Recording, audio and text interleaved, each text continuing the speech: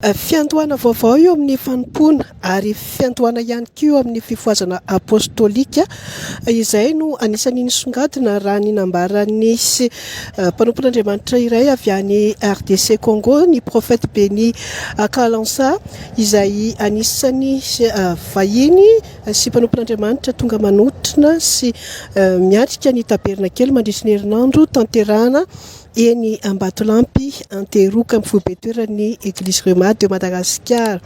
Efa andalana ireo avy any amin'ny faritra, efa maro ihany koa ny tonga nanotona ny fotoam-panokafana. Marina fa fanokafana raha teo ny fahatelo amin'ny telopolo taona ity Église Rema de Madagascar ity manerana ny Madagasikara ity fetin'ny tabernakely ity.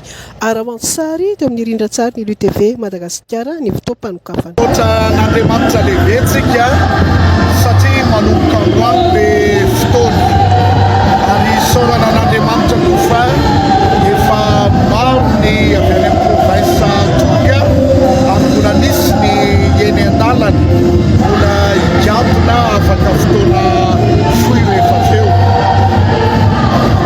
Ny zavatra anankiray marina fotsiny ao anatin'ny fetin'ny tabernakely ohatr'izao titre fotsiny hoe Église Rema fa mandritra ny conférence rehetra dia anasana ny pasteur avy amin'ny fiangonana maro samihafa ary anasana ny kristianina rehetra izay mangetaheta te hitombo ara-panahy, te hitombo amin'ny fahasoavana ka velarina izany le izy ho antsika rehetra.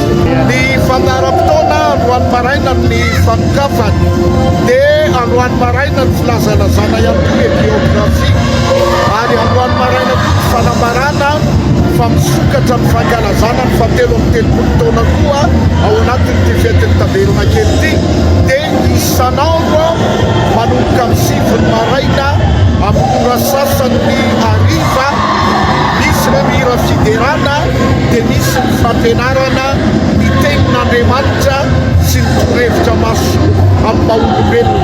Nous bénissons d'abord l'Adonai misaotra ny Adonai aloha tsika puisqu'il a permis en ce jour satria izy misy an'izao fotoana zao du 28 août 2024. amin'ny 28 août 2024 ity. C'est un jour qui marque le début de beaucoup de choses pour ce tabernacle. Ity dia andro anankiray manamarika ny fetombohana zavatra maro amin'ity tabernacle ity. D'abord la grande fête de 33e année de l'église voalohany Rema ihany de koa Madagascar. eo ilay fankalazana ny fahatelo amin'ny telopolo taona ny Fondé fiangonana par Rema son éminence l'apôtre général izay noforon'ny ray aman-dreny be ny apôtre Michael Daniel.